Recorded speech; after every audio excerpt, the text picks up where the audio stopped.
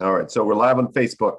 Lab Coat Agents, good to see everybody. It's Brian, Curtis, Dale, Archdekin back again for another episode of Cash Call. So happy to see all of you guys. I have a little bit of a cold today, so forgive me. My voice is going to be a little bit raspy and, might be a little slow on the uptake, but I'm here with Brian. We're here. We're excited to be here, even if we're not 100%. We'd like to think that even our 100% is not 100%, still pretty darn good. So we're here. We're showing up, right? I was waiting for you to say like our 80% is most people's 110 or something. So yeah, I didn't necessarily want to brag like that. I felt like you were headed down that slippery slope of like, I'm amazing. No, I was just, Jordan showed up with 103 flew to play in the finals. So here we are. There you go. Cool. So I have a call to listen to today. And I think there's actually two good lessons in this call that I have for this afternoon. One of them actually is really good rapport building, and I wanted to show people that. But then another one is something that is missing. And I want to point out that I'll tell you guys what the ultimate result of this call was, because I know, and it's going to be something where we needed to catch a clue, right? And we missed a clue that ended up coming around to bite us in the ass on this, but I'm going to go ahead and play it. Nice. We got a bunch of participants on today. Hold on a second. Let's kiss some babies and shake some hands. Who do we got on here today? Chelsea, David Collier, Dorian, Elizabeth. Look at this bunch of people. Gary Bale, Melissa. Hey, Melissa, I think you missed the training because it was Eastern time. We'll have to get that sorted out for you. Augie Penev is on here. Look at that, Augie. Hey, Melissa. All right, cool. So I'm going to go ahead and play this call now that I did a little politicking around the room. Let's jump in here. Give me a thumbs up when you can hear. Hi, Sarah. Hi, yep, speaking. Hi, it's I got to mute up. How are you? Good, how about you? Good, thank you. I appreciate you making time for me right now. No problem. Busy day? Here's the backstory. There was a little bit of texting back and forth. No discovery's been done, right? This was an inquiry from realtor.com, a little bit of texting back and forth, and now they jump onto a call. That's why you heard her say, I appreciate you making time for me. Walking my I had a few meetings, and now I'm just walking my dog before I have to finish some stuff off for work. Oh, amazing. What kind of dog do you have? I have a Shih Tzu toy poodle mix. Oh my God, so small. I love it. Yeah, wow. He's like 8 pounds. Oh my gosh, I'm a small dog person myself because I'm a small human. I feel like it goes hand in hand. It's gorgeous out there finally. So rapport building, right? That's all it is. I mean, how many times have you taken the off ramp when somebody mentioned a pet and you're like, oh, well, what kind of pet is it, right? That that's just an example. This person is really naturally good. Like, she actually cares. Like, she wants to talk about your dog. You know what I mean? But for people like me who don't care and they just want to know if you're going to buy or sell real estate, this is a good lesson for me. For people like me, it's like, ask about the damn pet, ask about the animal, right? Well, and we've got to train ourselves to do that. I'm kind of like you, Dale. I mean, I care about people. Don't get me wrong. I'm not saying I don't care about people, because I do, but I really struggle with small talk. Like, I don't care about the weather and what you did last night. I really don't care. But one of the things that we need to understand as agents, and I had to learn this as a leader, is what I care about when I think about it's completely irrelevant. What we need to do is focus on what's important to, and from a leadership perspective, our, the people that we lead. From a, this perspective, you got to connect. And if that means that you're like me, that when you spend 2 or 3 hours with somebody, you need a 6-hour nap, that's okay, because it does. I'm an introvert. It wears me out. And some people, when they spend time with people, they get energy. Some people, they lose energy. I'm a lose energy kind of guy. But I go in and understand that, and I put my game face on. And I think that not enough people do. This woman's doing an amazing job of that. It sounds like you said it's natural, but just because it's not natural doesn't mean you can't learn to do this. Just do this, right? Yeah. Like, she's doing it naturally, but it's a really good example of taking that opportunity. And I want people to hear how seamlessly this rolls into discovery, the who, where, when, why, what, and how much. And here's the thing, and I keep saying, and I kind of got this directly or indirectly from you, it's ask the next question. And that's all she did. really, what kind of, I'm something about my dog. I don't remember what she said. And then I'm walking my "Great, what kind of dog. What kind of dog do you have? What kind of, I mean, and most people go, oh, great, that's awesome. Tell me Yeah. about your house. No, Right. no, ask the next question. And if you guys can just learn to do that, anyone who's watching, if you can learn to ask the next question, this business gets a lot easier. Yeah, it's right there for you. Oh, I'm glad that you're getting outside. Do you live in the Mimico area? Do you live in the Mimico area? Now she's into discovery, and it's like seamless, right? Seamless. Good. No, so I used to. Oh, okay. Yeah. So I know it well then. Yes, I used to actually live off on Dora Street. In one of the buildings there, the IQ ones. Cool. Yep. Cool. So where are you now? Okay, right. This is just we're in discovery now. I'm learning about you, the things I need to learn, right? Where do you live? Where do you want to move to? Those kind of things, right? So she's going down the discovery path. The other lesson that I want to show in this call, I'm gonna play it first, and then I'll tell you what ended up happening and why I'm pointing this out. So we're gonna go a little farther into discovery where she asks about financing. Can you turn it up just a touch, Dale? Someone said they couldn't hear. Oh, you know what? I have it all the way up. But you can hear it, right, Brian? I can, and I apologize to whoever said they couldn't hear it. We'll do our best. Dorian, can anyone else chat into the thing if you guys can hear me playing this call? David Collier can't hear. Uh-oh. Melissa, you can or cannot? Paul hears it. Stephen hears it. Okay. All right. So it's coming through the Zoom, David and Dorian. I'm not sure what's going on, but it will be on the replay. All right. So let's, I'm going to finish playing. I'm going to go find the financing part. Oh, well, I'd love to get you into. Well, I haven't actually talked that out with my boy afternoon. Center about, the buying process and where you're finding. Wow. But for myself, definitely, yeah. Amazing. Have you talked to a mortgage broker about, the buying process and where your finances are sitting? Yes, actually, because one of my friends is my broker, my mortgage Love broker. It. One of my friends is my mortgage broker. This agent kind of glossed over that. Hey, great, fantastic. Sets an appointment. I'm just going to tell everybody what happened. Now, this is the rest of the story. So not a lot of discovery was done here. She set the appointment, goes and shows a condo to this person, then follows up, only learns later on that this lead works for a custom home builder locally, has lots of relationships and friends who are in real estate, obviously, and is going to go and purchase with one of those agents, and learned this via text and didn't get an opportunity to have another one-to-one conversation. So the point that I'm putting out there, when somebody says they have friends in the business or has a mortgage person, not many people go and inquire about a mortgage before considering buying a house. Nope. If they do, they probably know some other people who want to refer them to an agent or be their agent for them. Yeah, no, that was a red flag to me. Like the question I wanted to hear after that is, oh, so did your friend who's a mortgage broker, have they referred you to another agent to work with? Yes. Because here's the opportunity here, by the way, for this person who's in the industry, for the lack of a better way to put it, there's actually a better shot with this person converting them, in my opinion, than the average person out there who's got an agent. Here's why. So here's the script. Dale, I appreciate that. You probably know, now that I know that you work in the custom home business, you probably know hundreds of realtors, don't you? Yeah. And you're going to probably pick one of those, and then the other 99 are going to be really pissed off at you, aren't they? Yeah. So I'm just going to throw this out there to you. Pick me and tell them all that you didn't work with an agent that you knew because you didn't want to offend anybody else. How's something like that sound to you? Give them that opportunity. And they might say, no, Susie's my best friend, I'm going to work with her.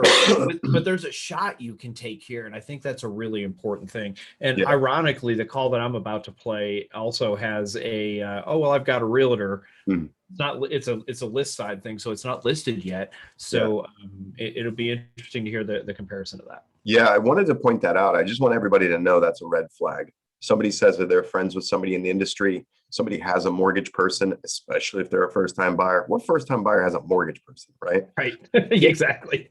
And even the average lead who hasn't talked to a mortgage person before, especially now that we're getting into the summer, when they're hanging out with friends and family, going to barbecues, picnics, they're inevitably going to say, we're looking at houses or we're thinking about making a move. And I promise you, somebody there is going to be like, oh, I have the perfect real estate agent. You should talk to them, right? Mm-hmm. So be prepared that even though you first talk to somebody, you're like, no, I don't have anybody. That can pop up later on, right? And can be just a development as a natural part of them out there in the world talking to people and accidentally getting a referral. Yeah, it was interesting. Dale, I listen to calls just like you do all the time. And I was listening to calls to prep for today. And one of the calls, and I decided not to play it, but, the agent got on the phone and said to the person, in essence, asked him, did you have an agent? It wasn't the exact question. And said, oh, yeah, well, just want to let you know that my best friend's daughter is going to be our agent, but she's not available. And, and so it's an interesting thing. And basically the agent gave up on it and said, okay, great, work with your best friend's daughter or whatever. I can't show you. And went through all that. That thing actually went and probably did a better job than I would have, could spend another 5 or 6 minutes on the phone with that person, just helping them.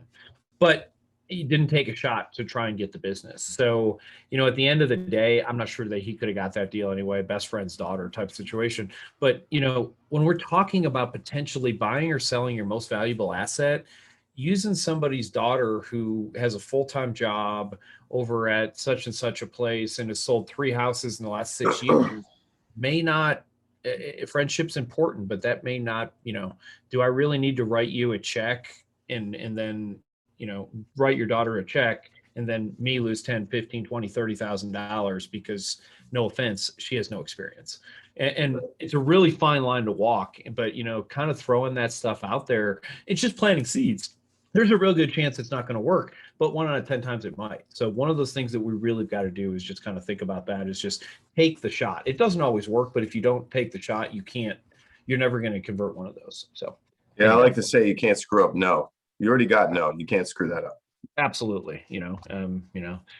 Dale loves my sports analogies, but you miss 100% of the shots you don't take. Yeah. So absolutely. All right. Well, I'm going to play my call real quick, and then we'll see what happens next. How about that? Share screen. Sounds good. Share sound. Click on that. There we go. All right. And I fast forwarded through a little bit of this. I have not. Hang on. It's still sending me the information of what house you're calling in on. So when we advertise on Craigslist, so there's not an address. Is that right? No, there wasn't one, but it was one. Just so everybody knows, I do a lot of Craigslist advertising. So when I say a lot, we advertise about 100 houses a day. Actually, in this market, it's more like 60 houses a day. So sometimes our agents don't know. Go ahead. Craigslist still exists. 1. 2, people still use it? It does. And here's the thing. I'll tell you, and here's the secret for all of you loyal cash call fans. And I learned this from my friend Jesse Bodwan, who owns Call Action. People go to Craigslist because they think it's a different list of homes than exist on Realtor and Zillow and your website. It's actually a pretty good lead source. So, take that for what it's worth. That's great. Absolutely free. And it's been so forgotten about that it's a good lead source again. It's a great lead source because, back in 05, 06, 07, I posted a bunch of stuff when you used to be able to put hyperlinks on Craigslist. They disabled the ability to do that. So you do have to have a system. We use a call action phone number, say, text or call this number for information, and there's autoresponders and other things like that. But my point is, yes, it's a very viable source. Now, let me say this, for every 50 ads I post, I might get 1 response. So it's a lot of work, but I pay a kid to do it for me, and it comes out pretty quick. Anyway, I digress, and we'll move forward with this call. 55,000. 155,000. Okay. And you said it was in Springdale? Yes, ma'am. Okay.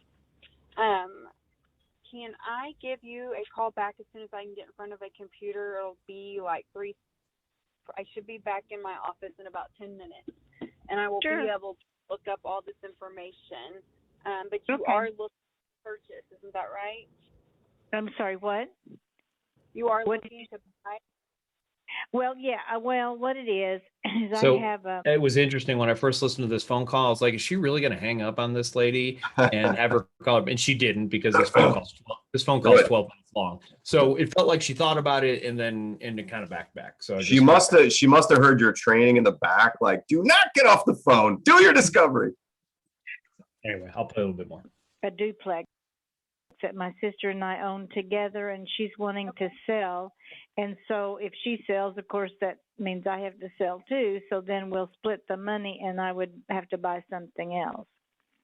Okay. And how soon are you guys trying to get the duplex on the market? Well, we're right now probably sometime after the 18th of the month, because people that are on the one side are cleaning up the mess that they had, and they've got a bunch of bulk pickup that's going to be setting out by the road, and I don't even want to list it till after all that mess is gone, you know. So after the 18th of June, that's when I was thinking about trying to sell it. Well, I was going to have I'm sorry, go ahead. I was just going to say, you won't be able to really buy, though, until you free up that money, right? Right. Yes, ma'am. That's true. So honestly, going ahead and looking right this second wouldn't be very beneficial, because we wouldn't even really be able to write like a contract on it yet until we actually have it listed, if that makes sense. But no, I understand. Yeah. Yeah. Have you spoken or have you talked to any agents yet about listing it, or would this be kind of the start of your process?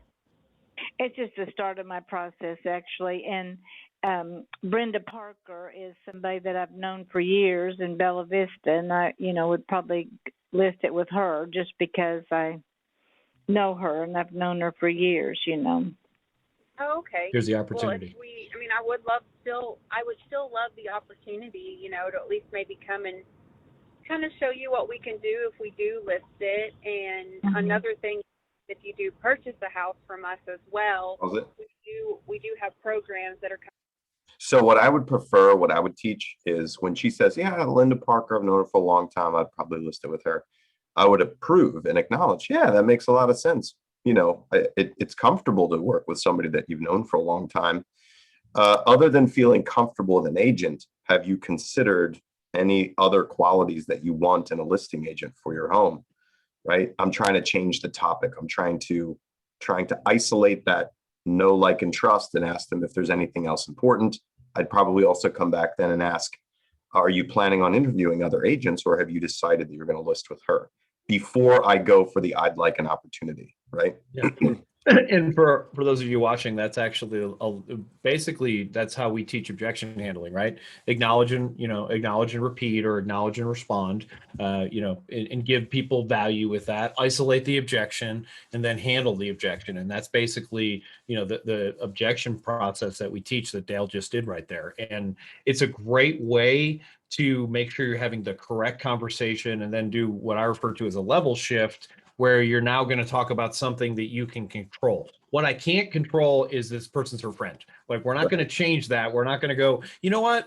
So-and-so is not a very good person, and you shouldn't work with her. That you can't convince her that this other person is bad, and should, for a lot of reasons. But what you can do is change the conversation. And that's exactly what Dale's talking about. So, and I think this agent closed too quick, right? I think she went for the, oh, you want to work with that person because you like them and you know them forever. Well, I'd like to interview for the job. I think it was a little bit too fast. And especially with this person in your market, you don't have to be quick. She's pretty slow. She's, talking at a slow pace, and you don't need to hurry up. You can have a conversation with her. Do you know what I mean? So I think the salesperson could have taken it a little bit slower. Right. And, this salesperson, and I know her very well, one of the best salespeople on our team, actually. And part of the reason she's so successful is she's so aggressive, and, because she's not afraid to ask for the business. And I think if you Dale, you listen to hundreds of calls, the number one thing that keeps people from having business is failure to ask for it. Right. She did better than probably 75% of the people I listened to. Just bam, right off the top. So if you have a choice, just by hearing that objection and asking for business, she already did better than a lot of people. Yeah. So the thing that I learned from that is there's the absolute A+ plan, but if you can't figure out what that is, at least ask for the business. Right. Because if the unasked question, the answer is always no, right? Right. So 100%, we could have done a little acknowledge and respond and done that, but yeah. So we'll listen to the rest of it, and it's kind of an interesting call. Kind of set in place to offer discounts for when we do list it, so that way you don't have to pay the standard 6% commission, because you would be us to buy also. And of course, like we just, marketing things that we do, and sometimes, not always, listing with your best friend is not always the best thing to do. When it comes to business and friends, it can kind of get a little messy. But that can be true too. Yeah. So what do you charge then? What is your charge? Like for example, let's just say that I sold the duplex with you and bought something through you. Okay. It really all just depends, but usually we would do 5%. 5%. I see. Okay. Yeah. Answer the question. So 3% would go to, and that's we bring the buyer for the duplex, and then the 2% would go to the listing agent. But there's a lot more to it than just a commission-based type of thing. There's other things that we do for advertising. We build websites that we do, and we pay to market like on social media outlets that other agents don't do. What they do is they just put it up on the MLS, and then they just hope. She's like deep in the weeds now, man. Yeah, I'm gonna end that. But some great stuff here. But I think I'll let you say what you're gonna say, and then I've got some other ideas along the line. I don't think she should have answered that commission question. It was too early. She hadn't established enough value with this person. And my concern with doing that is once I do that, I don't know if she's even talked to her friend about what she charges. I don't know whether she has any concept of what it is, or whether she's looking for a discount or not. So I personally would try to rise above that conversation and not have it yet. And I'd probably position it like this. So she made her value pitch with, buy with us, sell with us, whatever, you get a, discount. And then the woman asks, okay, great. Well, how much do you charge if I'm going to buy and sell with you?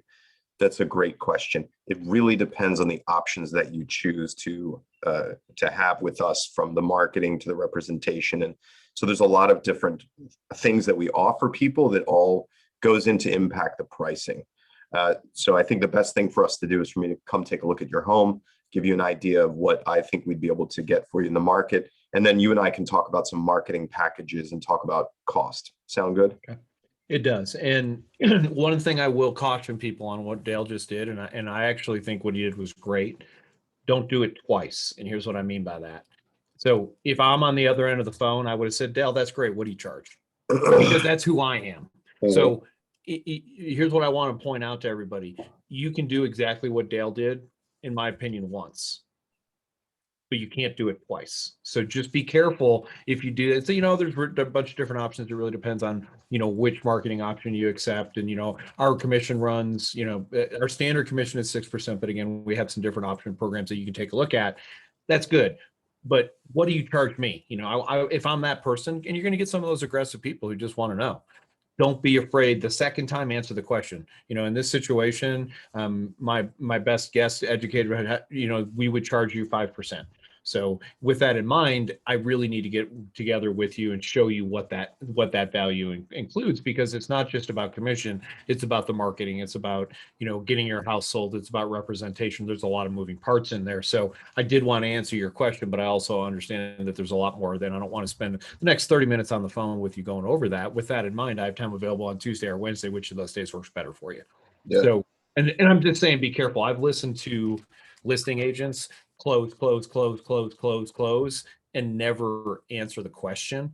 And again, I'm okay with it once, but don't do it twice, in my opinion. I don't know how you feel about that. I think it really depends on the person that you're talking to, because those people that are from that perspective of you're going to tell me a number or we're not moving forward. Sometimes you just have to give them a number, which is what you're talking about. But there are people where you can essentially do that a couple of times, and because what you're doing is you're tying it to the meeting. I can't give you a number unless I meet with you. Oh, you want a number? It's 10% if I don't see your house. It could be a whole lot less if I do see your house. Would you like me to see your house? Let's go see your house, right? And what I did there is I just gave you a crazy number, and you'd be like, okay, I know that's not a real number. 10% is crazy, right? Sure. But to drive the point home, so, I would say that probably in 75% of the situations, you can get by without giving a specific number if you don't have to. Every once in a while, there's going to be those people that really hold your feet to the fire and demand a number, and they aren't going to move forward unless you give them that number. In which case, I think that if you get to that person, if you can squeeze this question in there, Brian, you're like, yeah, all that sounds wonderful, Dale. How much are you going to charge me? You've already given me the salesman shuffle twice now. All right, Brian, listen, I want to know from you, is price the only determination that you're going to make? Because we aren't the cheapest. And if you want bargain basement representation, we're not the right people to talk to. So do you have any other reasons that you want to hire an agent, or is it just about paying the lowest commission? Yeah, and that's a great question. And hopefully I'm going to say, well, no, I want high quality service. I want, the best. I don't want garbage, Sometimes people will be like, no, it's the price, douchebag. Tell me the price. I'm going to hire the lowest. That's what it's going to be. Yeah. That becomes a business decision. Okay, you've put me into a corner now. I have to give you the number. It's 5%, right? How does that work for you? I got Johnny down the street for 3%. Okay, well then you decide whether you're going to fight for that or not. Yeah, and here's one of the things that I think Dale's saying. You're not gonna be like this with everybody. Like, Dale and I get along really well, but maybe I do a show with somebody else. We don't get along well. That's okay. I don't have to do another show with him. I can come back and do my show with Dale. You don't have to work with everybody. Now, I'm not saying you don't try and work with everybody, but there are people that aren't worth your time. Yeah. And I actually talked to a guy. I don't know, a guy probably about 3 weeks ago. He's like, "Yep, I got a guy who will do it for 4%. Will you do it for less?" I'm like, "No."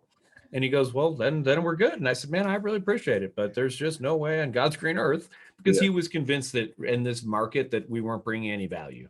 And, I probably could have shown him some value in person, but what was I going to do? Fight for now? I get to do 4% instead of less than 4%.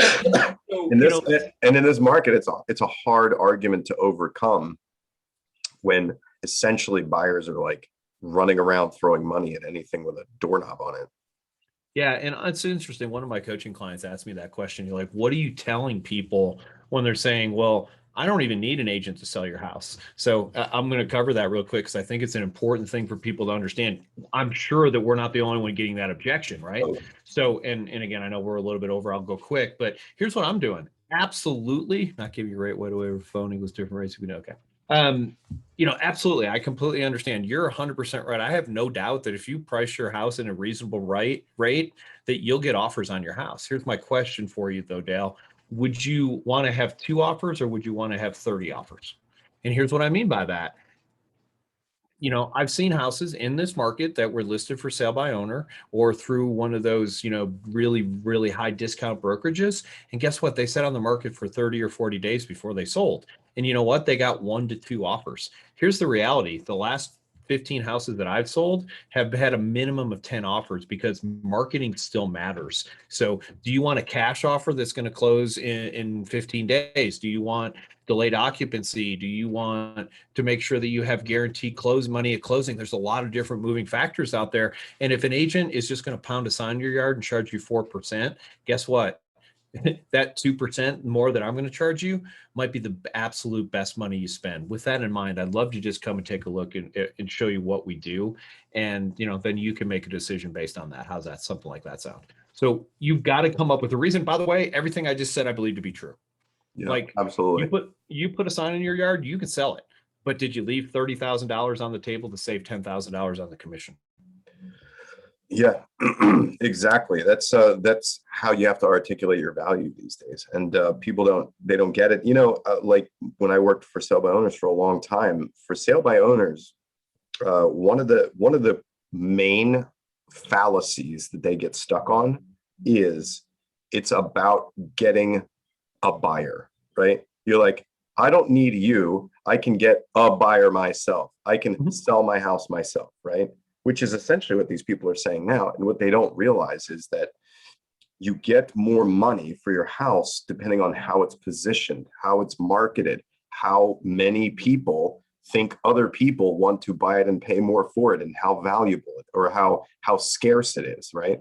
And so all of that is marketing and positioning and persuasion, which is what you're paying a real estate agent to help you with on the front end, and doesn't even take into consideration all of the through the process and keeping the deal together and fixing all the problems or overcoming speed bumps and stuff, to get through it. That's like, agents forget what their value is. And in a market like this, the consumers absolutely forget what our value is, especially if we haven't been practicing how to articulate it. Yeah, and we absolutely have to position that value. And you should ask, if you got someone who's a FSBO, you might ask them, so what's going to happen when you get multiple offers, if you happen to get multiple offers? Yeah. Well, what do you mean? So, because I've literally heard sellers tell me this, well, I better be fair because this person submitted their offer first. And my response to that is, the fair is something that comes, once a year in August. We're talking about your most valuable asset. I don't care that this person saw your house first and submitted an offer first. And by the way, if you want, we'll just take that other one. You can pay me an extra $10,000 for the extra money I'm going to get you. Just kidding. I'm not doing that. But my point is, there's so many people that don't have any idea what we do. I worked with a seller one time. Every offer that he got, he came back so house listed at $400,000. He gets an offer for $370,000. He comes back $15,000, $30,000 difference. He would come up to $385,000. Well, I got to meet him in the middle. That's good negotiating. Well, and I finally said to the guy, I'm like, Tom, what would happen if somebody offers you $100,000? Are you going to meet in the middle of that? Well, no. Well, that's not good negotiating. Let me negotiate on your behalf here. Right. We actually have value, and we need to continue to articulate it. So anyway, I've run my mouth past our time, and I just wanted to everybody's getting value from this. Absolutely. People love this show, Brian, all the time. People are like, hey, man, can I get the invite to Cash Call? Let's do a quick plug for getting you guys to submit your calls. All of you people, you 21 participants and everybody live in Lab Coat Agents. If you want Brian and I to listen to your calls for you and give you valuable, actionable feedback that Brian's clients and my clients pay us a lot of money for, which you get for free because you people are in Lab Coat Agents, you should do that. Submit that to us. Either email me, Dale@smartinsidesales.com, or Brian at searchnwa.com. And we can give you guys the link where you can upload your call recordings. Awesome. Well, Dale, as always, I enjoyed our conversation today, and I always learn stuff here too. It's one of the beauties of being on this, is I get to learn stuff too. And always, I look forward to next Wednesday. Sounds good. See everybody next week. Thanks, Bye. everybody.